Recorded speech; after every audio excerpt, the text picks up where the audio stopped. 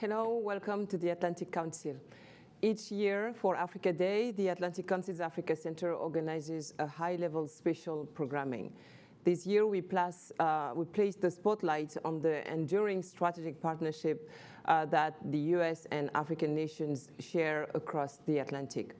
Having been launched in September 2023, the Partnership for Atlantic Cooperation now counts 39 states who have joined together to enhance relationships, regional cooperation, foster connections, and establish common approaches to a host of topics, including sustainable ocean-based economies and climate and environmental challenges. The ocean diplomacy is often undermined, but it is very strategic. The Atlantic is the maritime border between Africa and the US as well.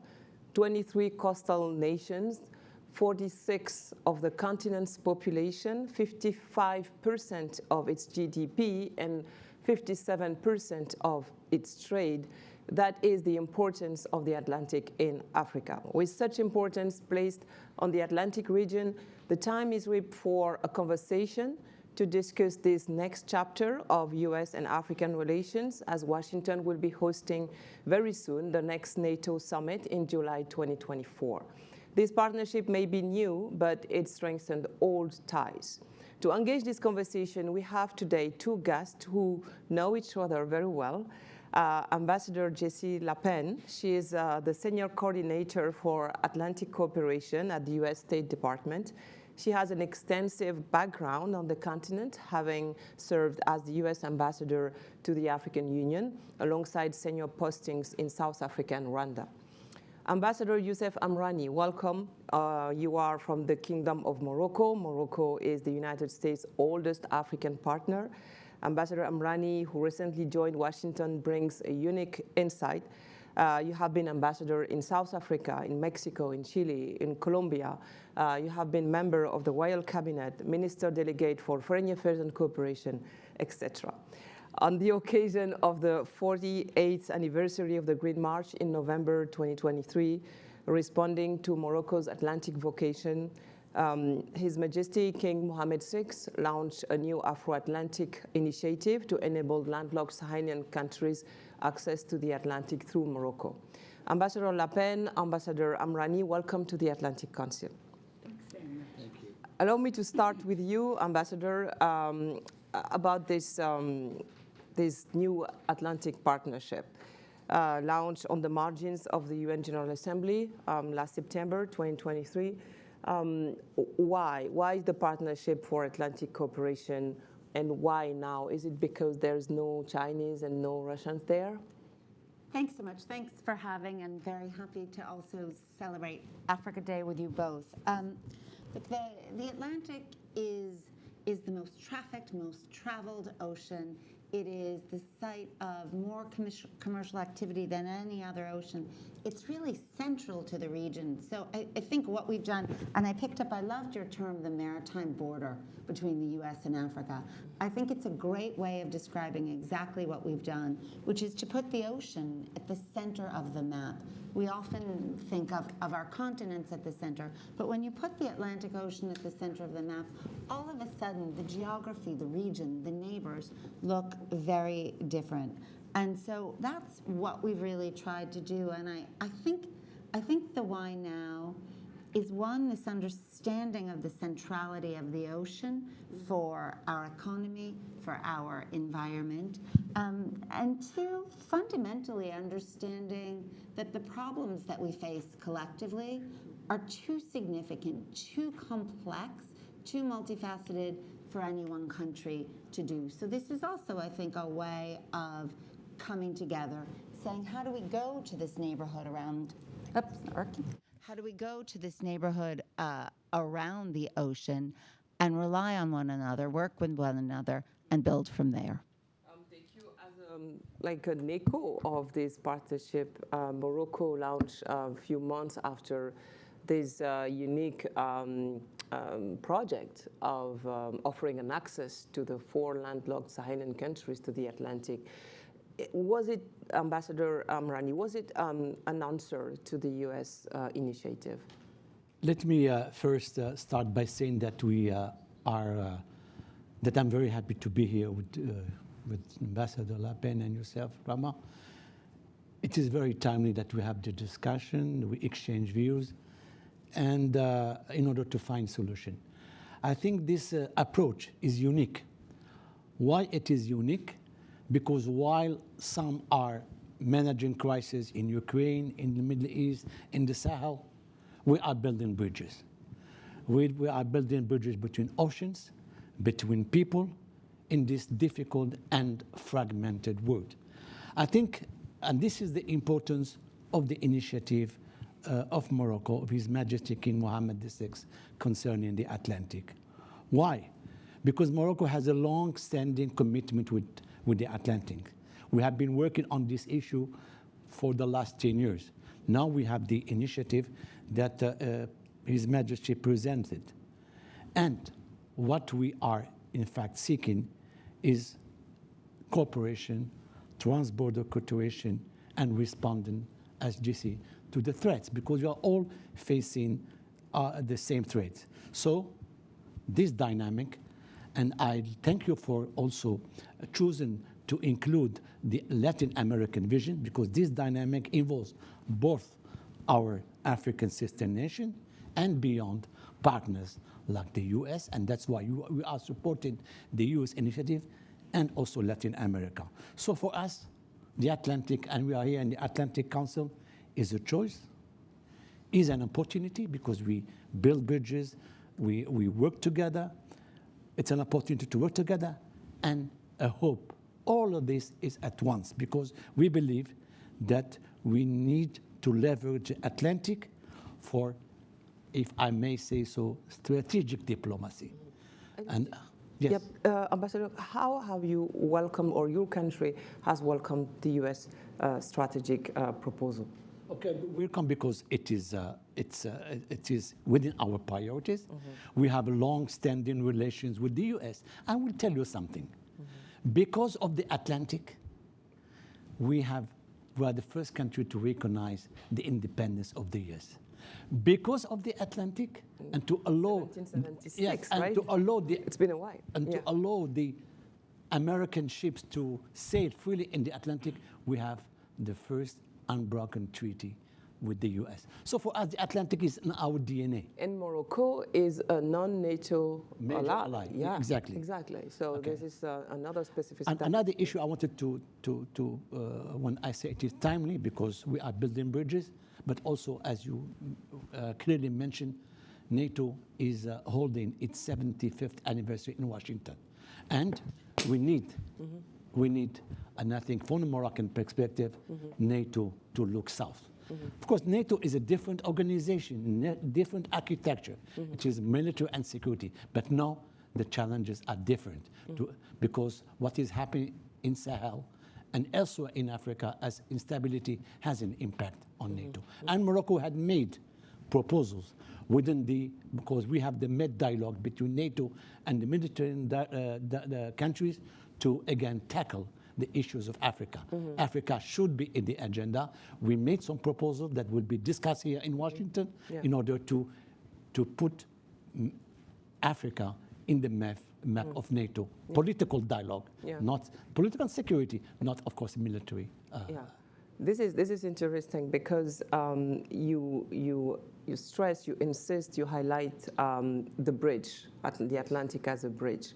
We cannot ignore the context, the geopolitical context with this global power competition. I am back to my first question, Ambassador Le Pen, to ask you if, while the BRICS the BRICS are growing, you can say are now, with 2 new African countries, Egypt and Ethiopia, since the Johannesburg summit of July from last year. Is it an answer to the BRICS, this initiative from the US perspective? Is it an answer to the enlargement of the BRICS with an original and very unique perspective? How do you see things?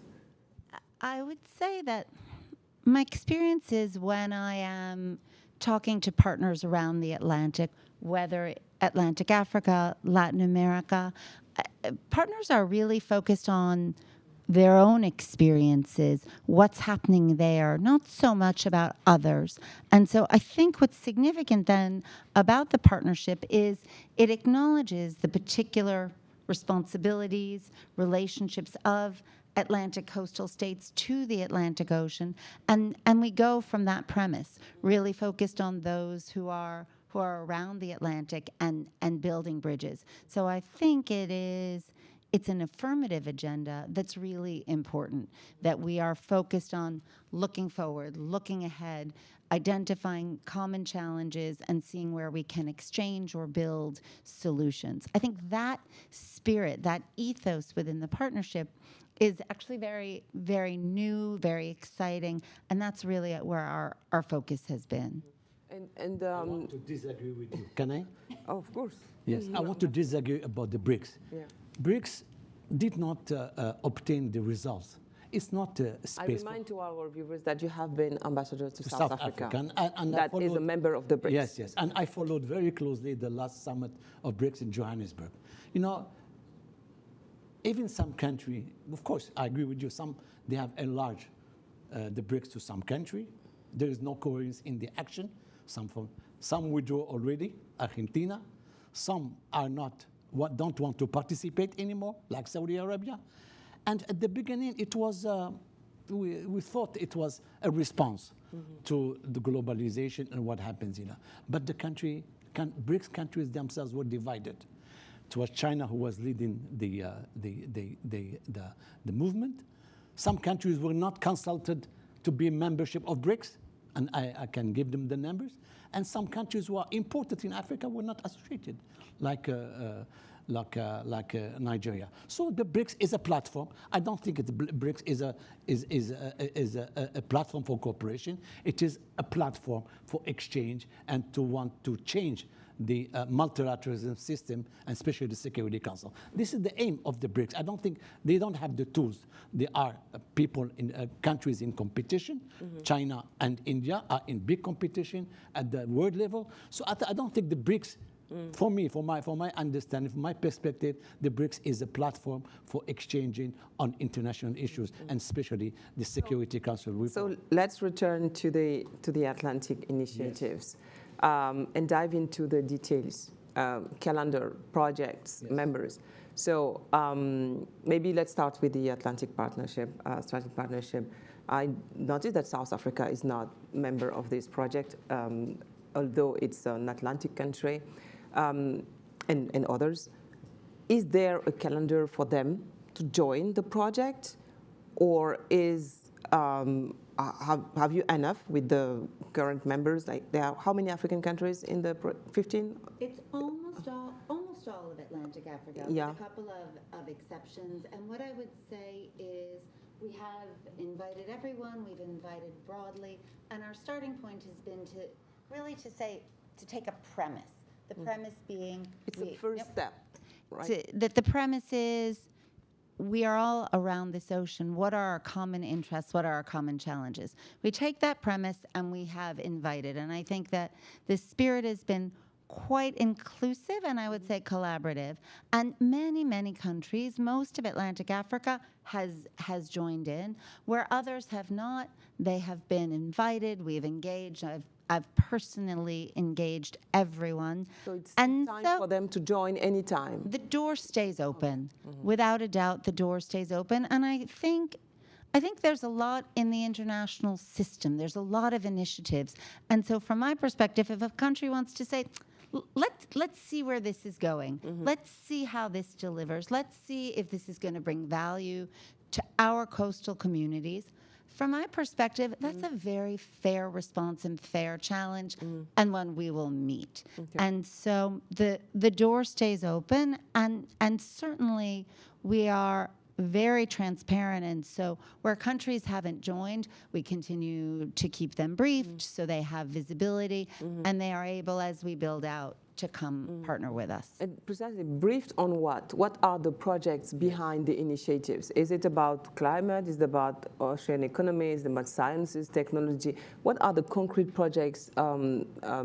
Maybe if you start implementing this project, they will see how successful it is, and they will join. That's your hope, I guess. So tell us. That is certainly my hope. That we are working along 3 pillars. The first is science and technology. The second is environmental and marine protection, and the third is sustainable blue economy. All of these are really in many, many ways interlinked, but we have distinguished between them as a way of organizing our work.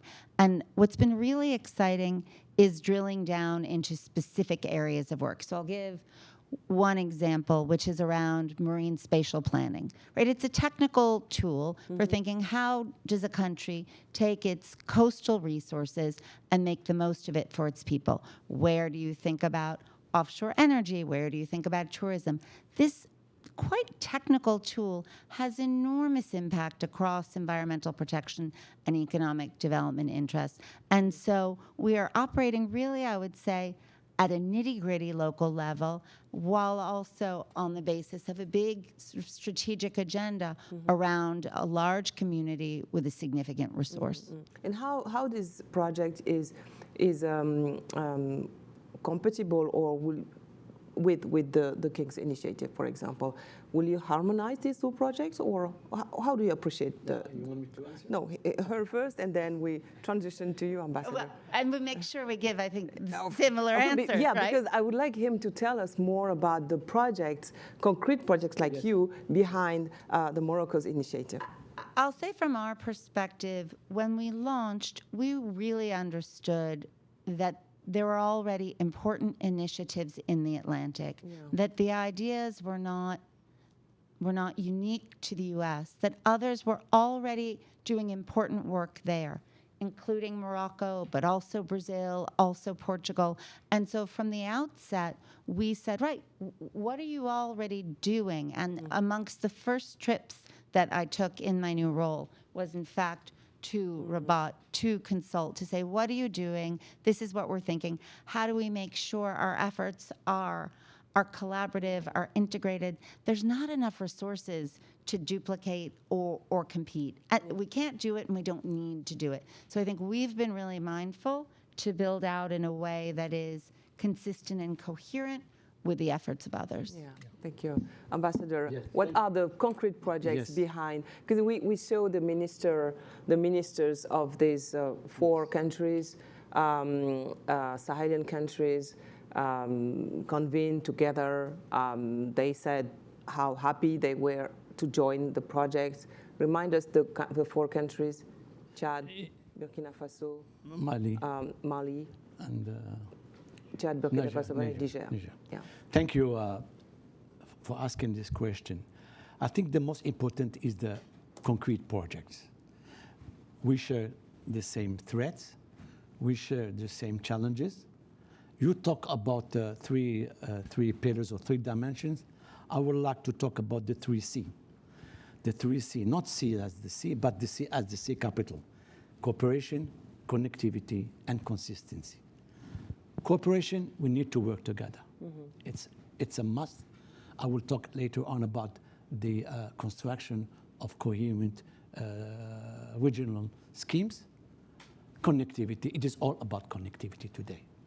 And that's the vision, the audacious vision of His Majesty King Mohammed VI, is to connect not only the African corridor in the Atlantic, but also to our partners in Europe. And when we talk about migration, we will talk about this also.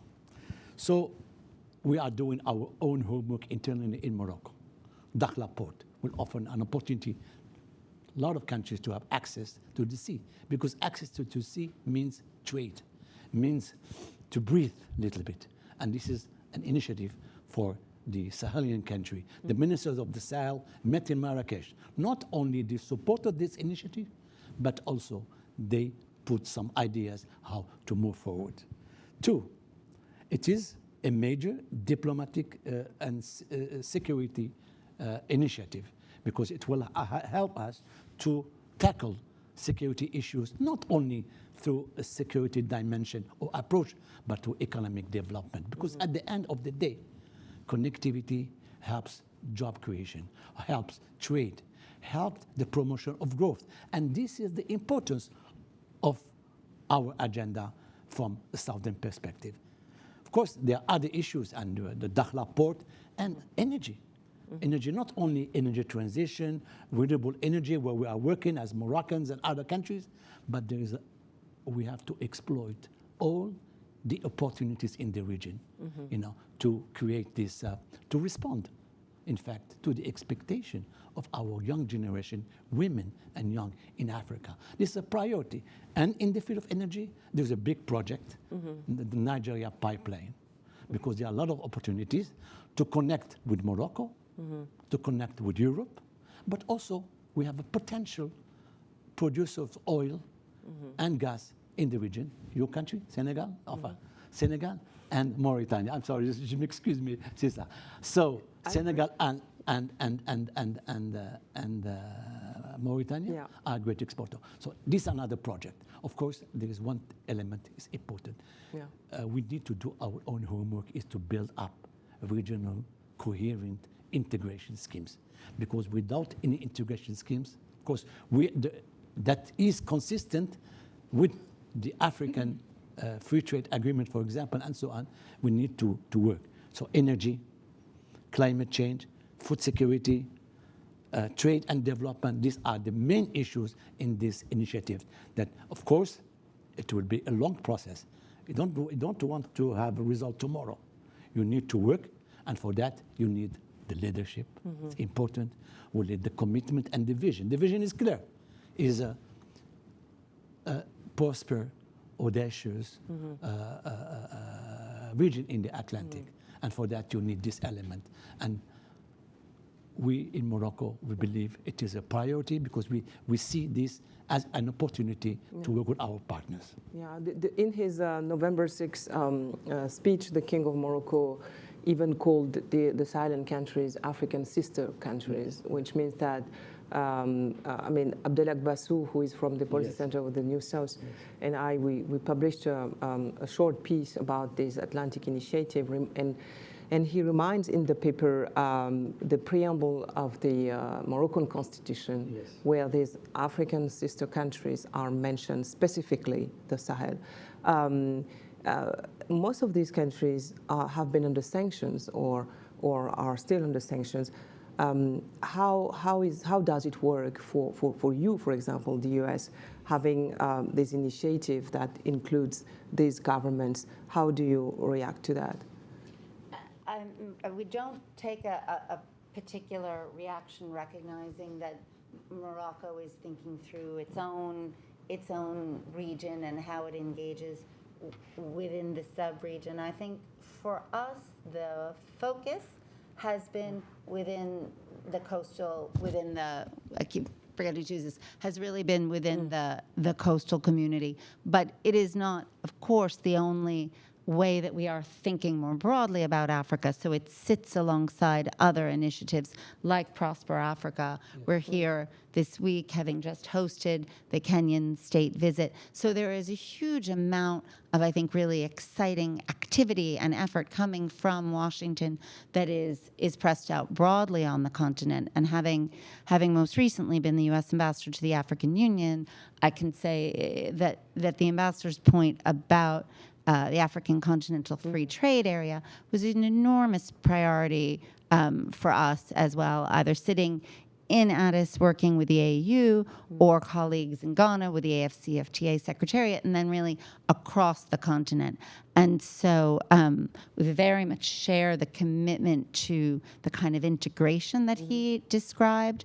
I think what's a little bit different about the Partnership for Atlantic Cooperation is that it sits well alongside those efforts, but is a little bit different, because the focus isn't only to think about African integration, but also how do we integrate around really the four corners of the Atlantic. What does that integration look like to include Latin America, to include Europe, to include North America? The African Union has also an integrated strategy for the oceans, and for the coming decade. So you have been ambassador to the African Union. Have you been able to talk with the African Union executives to include also the African Union? That is now a permanent member of the G20, and next year the G20 will take place in South Africa. So there's a lot to bring together. So is the African Union key in your projects? As you say, there is a lot to bring together. The way we have within the partnership decided to build out is to put governments at the center and to say that governments are members of the partnership, but that the kinds of challenges that we're looking at can't be solved by governments alone, and therefore we need, as we build out lines of effort, whether on the examples that I gave before, let's say marine spatial planning or on scientific exchange, any of the sort of concrete areas of work, that for each of those, we then need to engage a full range of partners with a critical emphasis on international organizations, on regional organizations, and of course in that framework, the African Union is enormously important. Ambassador Amani. Can I comment on this? Of course, Very important. please. I should not forget something. My team, and especially one woman who has been working with me for all week, is insisting not to forget. I don't want to look at her, the root causes. So the most important thing for us today is to tackle and to address the root causes of our problem of development. Two, and to answer your question about sanctions, so on. Listen, Rama, the real change must come from within. From within the African continent, and we are doing our own homework as Africans to. And some of these sanctions have been lifted recently. Yes, of course, right? of course. So the most important today is to respond and to respond to this expectation of the young. To work on the connectivity. It's very important. Lack of connectivity is hampering our economic development. The issue of regional integration. ECOWAS was a good example, but now, because of the political problems, trade is not moving. The Maghreb, it's again something that the King had just made a very important message to the last Arab summit about, because we have all the tools in the Maghreb. We have, and the frontiers are closed, there is no connectivity, and we could work together in order to be a good partner for Europe. Let's take the issue of migration, which today is the agenda in America, and we need to work on it on a global approach. And this gives me the opportunity to speak about Europe. Of course, we need to fight against illegal migration, yes, and with Europe and so on, but we need also to work together to facilitate the legal migration. And the third element, which is essential on issue of migration, is the human dimension that the King has put at the center of the strategy. We need to create jobs, to address the root causes of the illegal migration, which is economic development. And this I come to the question about African Union. African Union, it's a big continent, it's a big organization. We have some tools, but we need to do more. To be able to build up audacious and prosper Africa, we need this free trade agreement to be implemented. Some countries are not at to remove the trade barriers. We need to peace and stability. Also, we still have a lot of conflicts in our region. What is in Mozambique, what is in Niger, what is in Mali and the Sahel. So we need to address these issues.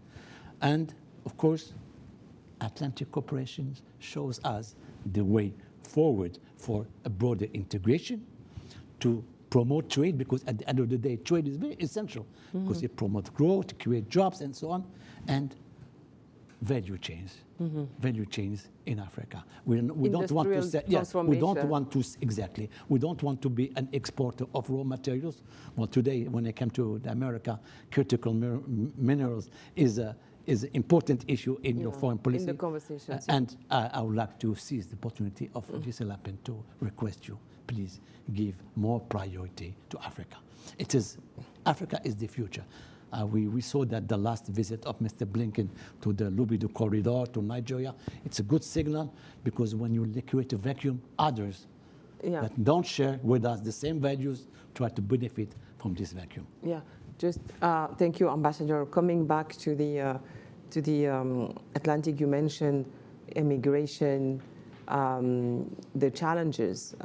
Beyond the opportunities, there's also challenges. I hear you when you talk about sciences and technology and climate and ocean economy, etc., as new opportunities. What about the challenges? How will you be able to include, for example, piracy problems? Yes. We know that the jihadist movements have been targeting the Atlantic. A few countries like Togo or Côte d'Ivoire have been targeted in the Gulf of Guinea by the terrorist movement, and they use the Atlantic as a place for piracy and drug trafficking, having relationship on the other side of the Atlantic with the Latin American borders. So how these challenges will be tackled in the Atlantic Partnership from the U.S. perspective? So right now, the partnership is not taking on security challenges. I think within the partnership, there are some who would like it to do so, and others who don't. And it's a negotiated process whereby, as the partnership, we say, right, what are the issues that we want to work on together? What issues do we think benefit from a pan-Atlantic framework? What are common issues where we want to work together in this format? And we proceed on that basis. And it has until now not included security issues, though as you say, it certainly could have. My own sense is, one, from a U.S. perspective, we are in other ways working on those issues through the Global Fragility Act, through the collaboration of AFRICOM with partner countries. And so there's a lot of focus for us sitting in Washington on the challenges that you describe. But within the partnership, the premise has to be, where do folks want to work together? And that's not been one of the areas. My own sense is we'll see. It's still something new. It was launched in September, and so we will build a practice of working, which isn't so easy. I think in some ways people sort of tend to gloss over the idea of cooperation, and I appreciate that the ambassador emphasized it, because it's not so easy. We met as the partnership yesterday. 36 of the 39 countries came together, and that isn't routine, and it's sort of worth calling out how important it is.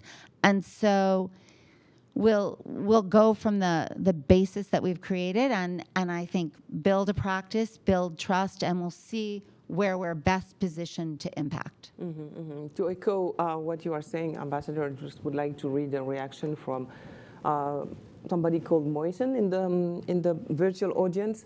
The Atlantic Initiative seems yet another initiative too narrowly focused on old thinking, as security issues and non-traditional threats know no borders and are not limited to shared Atlantic countries only, but go far internally in Africa, Latin America, and Europe. About Europe, because Ambassador Amrani mentioned Europe too. France is known as a very Atlantic country. Do you plan to include France in this project too? So consistent with really the conversation we had before, the door stays open to all of the countries around the Atlantic, and we continue very much to engage, to explain our vision, what we're thinking, what we're doing, to listen to the vision of others, and find a way to bring additional Atlantic partners on board. And again, I'm very comfortable with this idea that some countries may want to test the premise in order to join, and I'm confident of our ability both to meet that test and also to maintain space for others to come on board. I will, if you allow me, I would like first to react to the issue of the Gulf of Guinea and piracy. I think it's a crucial issue. And it is on our agenda. We don't want the Gulf of Guinea to be transformed like Gulf of Aden with kind of piracy that is blocked today by the Houthis in the region. So we know today that there is a connection between illegal migration, drug trafficking, cocaine coming from Latin America through the continent going to Europe, and we have proofs, and we are fighting against this, and this is really a real threat for the Atlantic and a real concern for us. Drug trafficking, illegal migration, and terrorism, because are linked. And the terrorist group, you know, they are transforming, the Al-Qaeda, Shabab, and also they are transforming into this kind of business. Second question, France and Europe. We believed that everybody is welcome because it is a multilateral action, because the threats are the same and the challenges are the same, and we need to work together. Now, we have to recognize that the EU-Africa strategy didn't work. We have been working for years. Unfortunately, it was big meetings, big conferences, but when it comes to action, very little action. We need more action. And Morocco made some proposal at the field of migration, investment, and so on. Now, NATO. NATO is a good tool, but we think that we should revisit the tools of NATO. NATO was, we had the Mediterranean dialogue, so we have one meeting every year. We sit with the ministers of foreign affairs of NATO, with the Mediterranean countries, but again, no cooperation. That's why we want Washington meeting to give some more impetus and some more substance to our cooperation. Not security, not militarily, because we understand that you have other priorities. But for the Atlantic, we need some more cooperation, to build more bridges and more mechanisms in order to have a safe space. And this will help all of us, you know.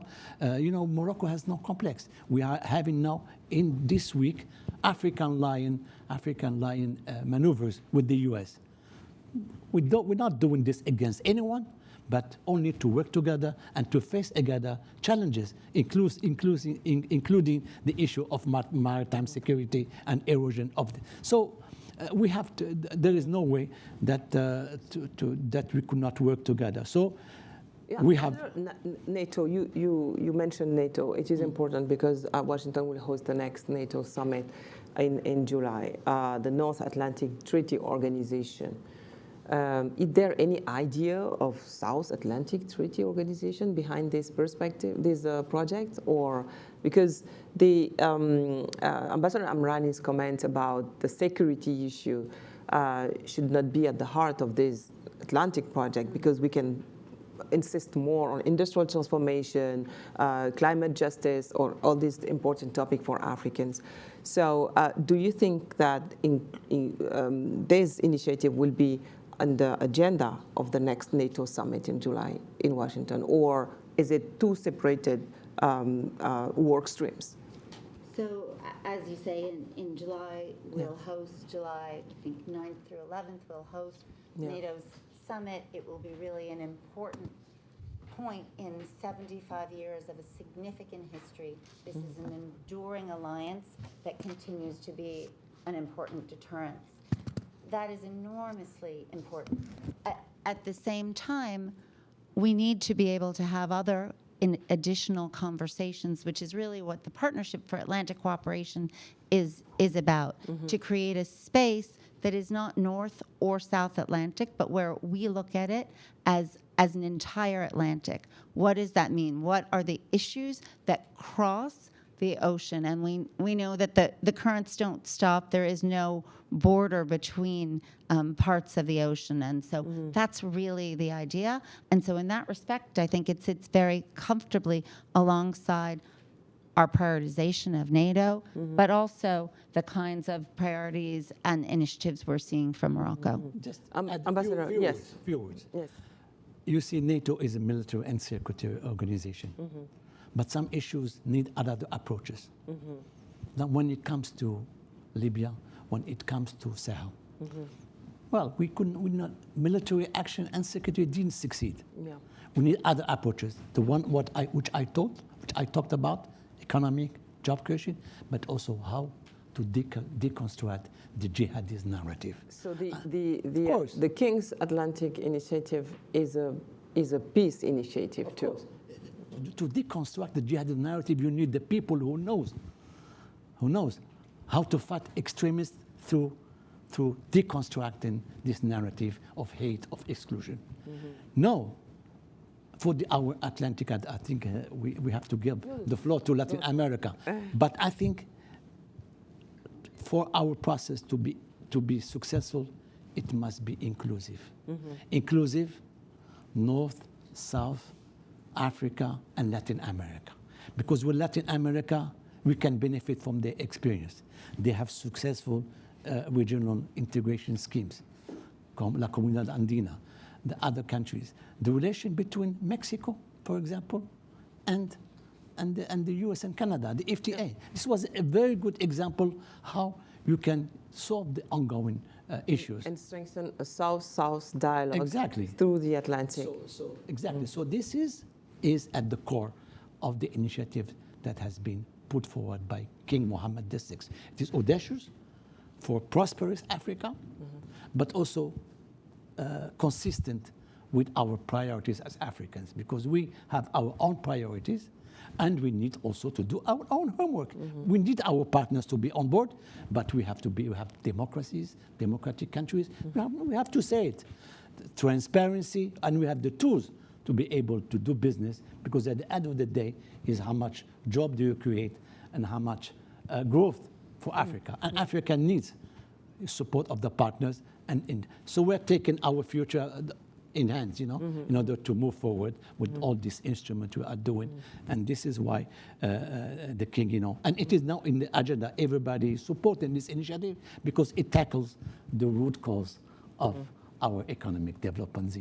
Ambassador, before transitioning to Latin America, I would like, because I know how you care about Latin America, having been an ambassador in many countries, I would like to ask you, Ambassador Le Pen, beyond the African continent that is at the heart of these Atlantic projects, as you eloquently explained this, what about the Latin American countries? What part do they have in this project, knowing that they are your closest neighbor, geographically speaking? So they play an enormously important part, and I think that's one of the things that's been, for me, so exciting, is to think about what are the common experiences, where are the lives of fishermen on one side of the South Atlantic, similar to the experience of fishermen on the other side of the South Atlantic. Where are there solutions that we can exchange? Where are problems that we can learn from? And so the sort of piece around Latin America and the Caribbean has been enormously important. And I would say on that Brazil has been a really critical partner in this initiative, along with Morocco, from the beginning. They were both part of a sort of a smaller group that developed the Declaration on Atlantic Cooperation, which launched the partnership. And I would say there's another conversation where we would think of Latin America at the heart. And I think it is that there are hearts all around the Atlantic that are the center of this effort. Thank you very much. I want to say last word, if you allow me. Of course. I would like to thank you, Rahma, for all this job. Thank and you. Also to praise the work you are doing between the Atlantic Council and Policy Center for the New South. This morning I was looking at your publications. My God, you have everything there, and I think you should continue with this partnership, but another level between two think tanks that are working for we should support them, both the two organizations, because we, at the end of the day, we share the same values. Yeah, thank you very much, Ambassador. And that you were right to stress this just today with, I mentioned Abdelak Bassou's piece. I wrote a piece with him about the Atlantic, so you will have the opportunity to read it on the website. And with the Policy Center, this leads me to remind that they play a huge role in the Atlantic culture, hosting the Atlantic dialogues and publishing the Atlantic Currents every year.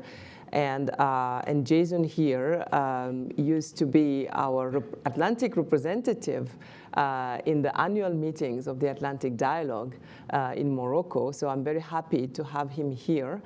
He's the Senior Director of Latin America Center at the Atlantic Council, and also, and congratulate for that, recently appointed Vice President of the Atlantic Council itself.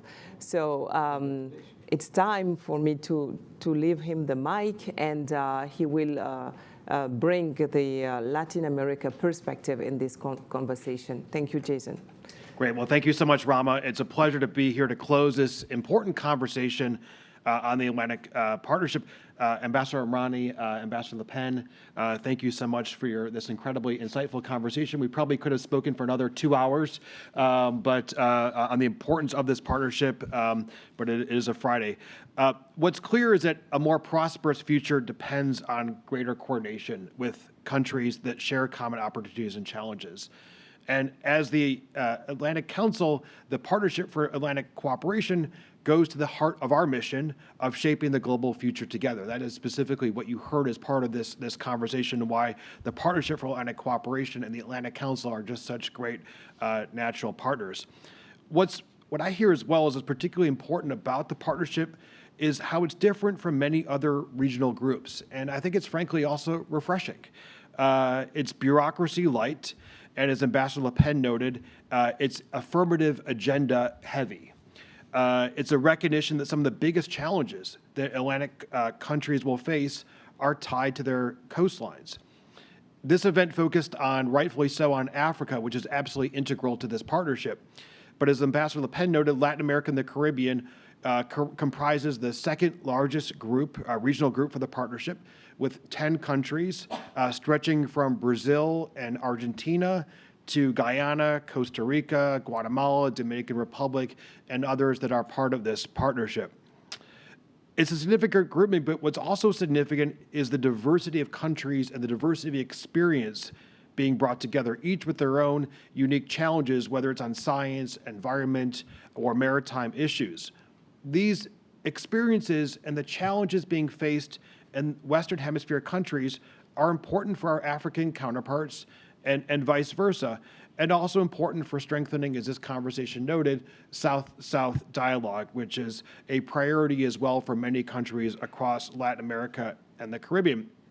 The world is, as we all know, increasingly interconnected, not just technologically, but in areas of science or climate patterns and beyond that, frankly, as we talked about today, know no borders. Let's take the devastating floods in the Brazilian states of Rio Grande do Sul, where Governor Lecce of Rio Grande do Sul joined the Atlantic Council this week to share that 160 lives have been lost, over 500,000 displaced in these catastrophic floods that will unfortunately be increasingly the norm as we look to the future. These major climatic events are, of course, not contained to one country's borders. Or take the climate threats being faced by Guatemala, a priority country for the Atlantic Council, and the threat that poses for important commercial products that the country depends upon, such as coffee. Or how sea level rise is being dealt with in the Dominican Republic, another country that's part of the Partnership for Atlantic Cooperation, and how that has impacts not just for the people of the Dominican Republic in of their daily lives, but also for the livelihood of many in the Dominican Republic, which is the tourism industry. These challenges speak to how we can deepen our Atlantic partnerships. Looking to the future in terms of population, by 2050, Africa will be twice the size of Europe, the US, and Canada combined, and 3 times larger than Latin America, making this all the more important to be able to strengthen those partnerships across the Atlantic. This, I think, represents an opportunity to build on the ties that exist and to do so again in an affirmative agenda way. As Ambassador Amrani knows well, who has served in Mexico, Chile, and Colombia, Morocco's ties with Latin America and the Caribbean run deep. And also importantly is Morocco's Brazil's 3rd largest trading partner in Africa. And those ties between Morocco and the region will increasingly flourish in the years to come. So I'll end with a call to build on those trade partnerships, those science partnerships, those coastline partnerships into the future, and to seize the moment of what this partnership for Atlantic cooperation can mean for Europe, Africa, Latin America, and the Caribbean, and of course, North America. So with that, thank you all again, and have a great rest of the day.